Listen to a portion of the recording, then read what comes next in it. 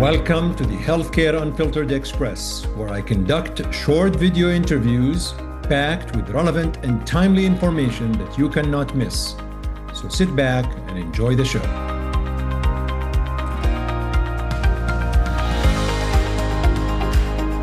Well, Dr. Sarah Sammons on Healthcare Unfiltered Express. Sarah, thank you so much for coming on. I can't believe I haven't had you on the show before, but from now on, you're always on the show. All right, sounds good. We're past due. I don't know if you know what you signed up for, but look, we just finished the ESMO 2025 in Berlin, and I really got a lot of the information on breast following your tweets and your colleague Sarah Tolini tweets, lots of nice tweets just to follow what's happening in the breast cancer world. So I'm hoping that we can really discuss a little bit of these abstracts and the data that were practice informing, practice changing, practice relevant. So let's get started. Absolutely. So much data. The reason why I tweet and post things is because it's my own way of Remember. assessing the data, assimilating it, remembering it. And I'm honestly often going back to my own posts to, remember. I think probably we could start with metastatic triple negative breast cancer. We saw two phase 3 clinical trials bringing TROP2 antibody drug conjugates into the first line setting. And so the two trials that were presented, ASCENT-03 and TROPION-02, very similar trials, first line metastatic triple negative breast cancer. Patients who are not eligible for first-line immunotherapy. So most of those patients are going to be your PD-L1 negative patients. Occasionally, the patient who had neoadjuvant immunotherapy and relapsed after, but most of them were PD-L1 negative. Until now, I would say the first line for PD-L1 negative TNBC was chemotherapy, which Mhm. is, in my opinion, a low bar to beat. We need to be doing better for patients with metastatic triple negative breast cancer. And so we'll start with ASCENT-03. This trial looked at sacituzumab versus physician's choice chemotherapy, mostly taxane in the mostly PD-L1 negative population. We saw a progression-free survival improvement with sacituzumab of 9.7 versus 6.9 months. And that was statistically significant. The overall response rates were actually similar, 48 and 46%. Now, the thing about this trial is that they allowed crossover in the control arm into SG, which is kind of more globally, and in the US, sacituzumab is the standard second line right now. And so the trial investigators and the company were really applauded Mhm. for, allowing crossover. But it is likely that that is going to impact overall Survival. survival. Yeah. So no overall survival. There's a trend, but no OS improvement yet. Contrarily, TROPION-02, same population, IO ineligible, mostly PD-L1 negative, first line triple negative, got AstraZeneca's TROP2 ADC, datopotamab deruxtecan versus physician's choice chemotherapy. The patient populations were a little bit different in that in TROPION-02, they did allow early relapsers. Um, one of my areas of expertise is brain metastasis, so I am always looking to see what brain metastasis patients were included. TROPION-02 included about 50 patients with brain mets. And datopotamab led to a PFS of 10.8 versus 5.6 months for a similar hazard ratio. There was also, it's looking like there's an overall survival benefit as well. The overall response rate was in the 60% range. And so I think, first line approval of both of these agents is pending. And I do think TROP2 ADCs are moving into the front line, both for PD-L1 positive and PD-L1 negative populations. So it's more likely than not we're going to have two TROP2 ADCs Before we move on, out of triple negative, is there any phenotype or is there any biomarker or something that would let you decide one ADC versus another, almost like, flip of a coin? There's not. There's no biomarker that's going to tell us whether or not we should use Dato-DXd or sacituzumab. Um, the vast majority of triple negative tumors express TROP2, so we're not even Right. checking TROP2 on these patients. We're just treating all comers. It's really going to come down to physician and patient preference about the side effect profiles are very different, the schedules are very different. I personally think the CNS activity is different, so, there's that. The response rates of Dato-DXd were a lot higher in the Yeah. 60% versus the 40, 8% range. We'll have two options and it'll be for us to decide. We've been in this situation before. Yeah, absolutely. And I think this is maybe my own plug that occasionally, after approvals and after physicians have treated, an opportunity for real world data, real world evidence to actually see what happens. And it's appropriate to look sometimes retrospectively and see, whether you find something down the road. Okay. Absolutely. After TNBC and TRP2, what else do you have? So I think next we can move into the early stage HER2 positive setting where we saw some very intriguing and likely practice changing data. I think more immediately practice changing was the presentation on Destiny Breast 05 by Dr. Geyer. Essentially, I'm going to call Destiny Breast 05 Catherine 2.0. So, if, for the breast cancer oncologists, general oncologists in the population listening, Catherine was the clinical trial where we took patients with HER2 positive early stage breast cancer who had residual disease after neoadjuvant treatment, and they got 14 cycles of TDM1 versus trastuzumab plus or minus pertuzumab. Destiny Breast 05 took a very high risk population with residual disease and gave them either 14 cycles of TDM1 or 14 cycles of TDXD, which is trastuzumab deruxtecan.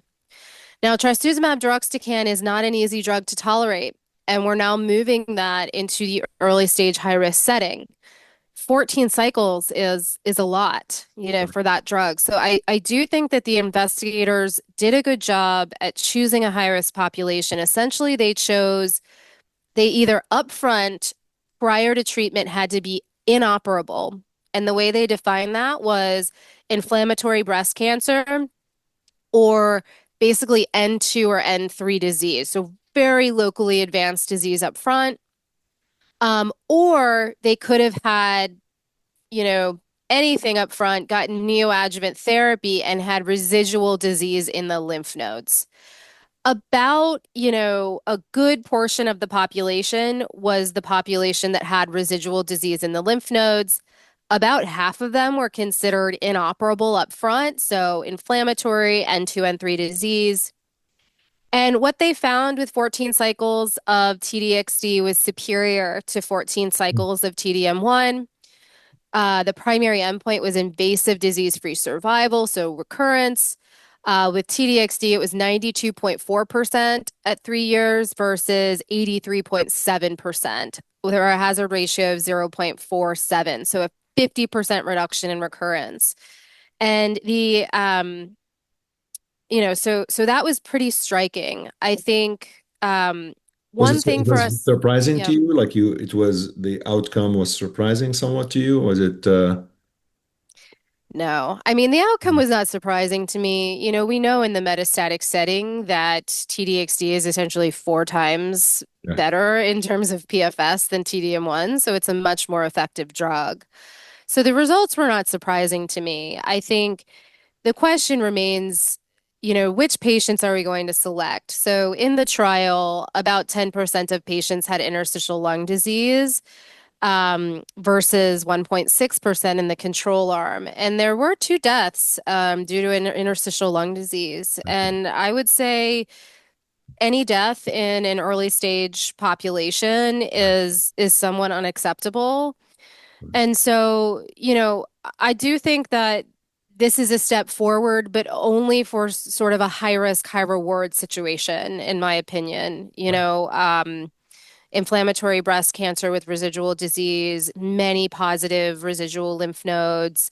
I will personally be reserving this strategy for a high risk population and counseling my patients extensively on the ILD risk. Got it. Makes sense. Yeah.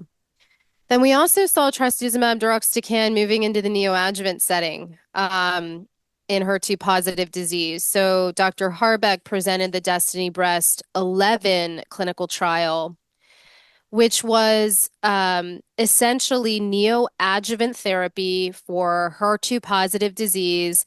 Patients basically had to have stage 2 or stage 3 HER2 positive breast cancer. There were three arms in the trial. The first arm was 8 cycles of TDXD. The second arm was 4 cycles of TDXD and 4 cycles of taxane, trastuzumab, pertuzumab. And then the third arm was what some would call the global control, which was AC times 4 and then Mm.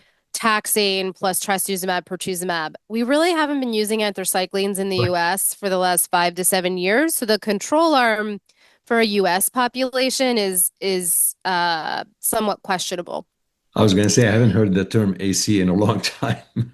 Yeah, I mean, we still use it in triple negative. We still use it in very locally advanced hormone receptor positive, but we really eliminated it from the HER2 population. And so it was an interesting choice, I think, due to global patterns of care.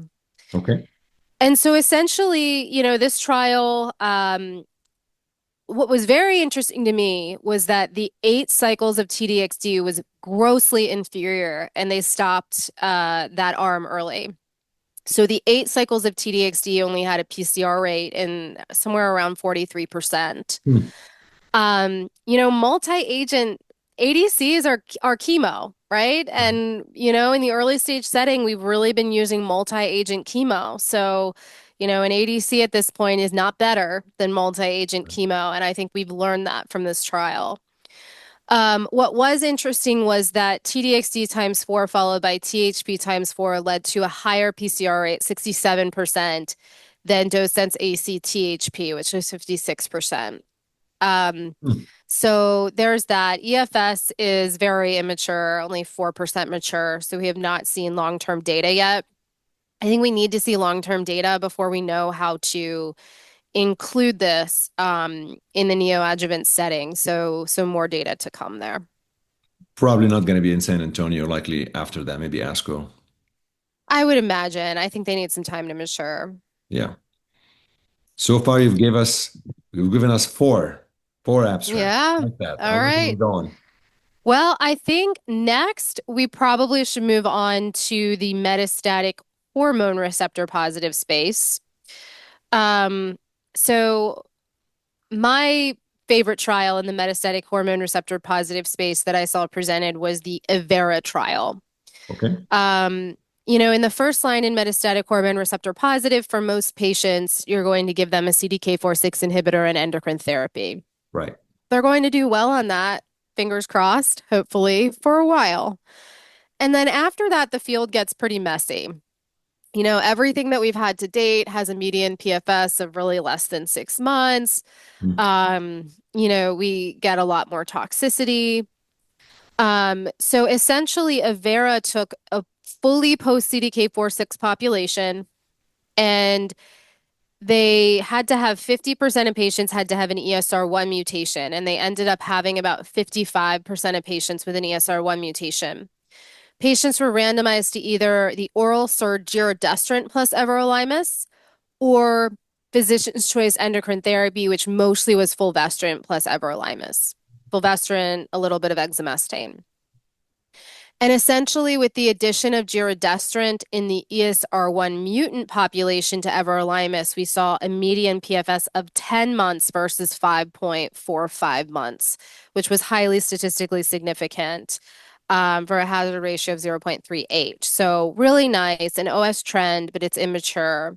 So I think in the ESR1 population, it is very clear that everolimus and giredestrant performed very well. And right now for ESR1 mutant patients, we only have oral SERD monotherapy approved. We now have elacestrant and imlunestrant approved, but both have a PFS, 3 to 5 months. And we've known that getting into a doublet is where we need to go. And so, this trial has a PFS of 10 months. I like it because we've been using everolimus for a long time. Yes, there's toxicity, but we're kind of more familiar with managing it. And globally, everolimus is widely available. And so if they can get, giredestrant plus everolimus approved, I think it could be a widely utilized regimen. Technically, the ITT was positive, but if you looked at the ESR1 negative patients, there did not seem to be much of a benefit. So I suspect regulators will approve it in the ESR1 mutant population, but we'll have to see. Yeah, I was going to ask about the ESR negative. Yeah, it's interesting. That's a larger conversation sometimes if you do ITT and you see the output with the subset analysis is powered enough to actually allow making a decision. But that's a different conversation. We're not going to go there today. That sounds good. We'll need a regulator on the line to help Yeah. us there. And then I think the last one I'll talk about, there's a lot more to talk about, but these are kind of the most high impact, I would say, was the Victoria 1 trial that was presented by Dr. Hurvitz. This looked at the compound gedatolisib, which is a combined mTOR and PIK3CA inhibitor, um, given with either fulvestrant or given with palbociclib and fulvestrant versus the control arm of fulvestrant alone. And they presented the data for the PIK3CA wild type population. Um, and this led to pretty impressive results, I would say. So essentially, for the triplet, we saw a PFS of 9.3 months for the triplet, 7.4 months for the doublet, versus 2 months for single agent fulvestrant. Now, there was a comment from the crowd, why are we still using single agent fulvestrant control arms, which I think we really want to get away from. But apparently the regulators required it. And so, there's nothing more to say there. I think the triplet's compelling, the doublet's compelling. Now Mhm. this compound has some side effects. It's a doublet PIK3CA and mTOR inhibitor. So there's hyperglycemia, but it's actually pretty low, 9.2%, very little grade 3. And so that's actually better than some of our other PIK3CA inhibitors out there. There are some oral mouth sores, some rash. And then the other thing about gedatolisib is it's actually delivered IV weekly, three Mhm. weeks on and 1 week off, whereas other PIK3CA mTOR inhibitors are oral. So it's different in terms of its drug delivery. So, progress, two post CDK trials with PFS around the 10-month range. So I would say it's progress, lots of options. So, I mean, right now, for folks who progress after the CDK4/6 plus endocrine therapy, you have choices that you can actually much better than what was available, you would say. Yeah. Yes, post CDK, we're sending next generation sequencing. We're usually sending circulating tumor DNA. They have an ESR1 mutation, then, we have oral SERD monotherapy options. But I think we all would like to see moving towards doublets. So I'm very hopeful that giredestrant and everolimus will get approved because that's a nice doublet for an ESR1 mutant population. For PIK3CA mutant patients, we have capivasertib or alpelisib. I think there's still room to improve the side effect profiles of PIK3CA targeting agents. Um, and now, for non-mutant patients, we'll potentially have gedatolisib. We have, the choice of abemaciclib. We have the choice of everolimus, and endocrine therapy population, endocrine therapy backbones. So we've got a lot of choices there. Well, can't thank you enough, Sarah. This was really, really very, very helpful, and really appreciate you coming on the show. And hopefully, we can have some time after San Antonio and see what actually happens there. A lot of too many breast cancer conferences, so we need to keep up, and we need to have you back. I hope you can come back. Yes. My kids would love it if we could cut down on the number of breast cancer conferences. But Well, I'm happy to be back anytime. would love to have you back, Dr. Sarah Sammons from the Dana-Farber Cancer Institute. Thank you so much for coming on Healthcare Unfiltered Express. Thanks, Chatty. Bye. Thank you for listening to this edition of the Healthcare Unfiltered Express. Until next time, take care.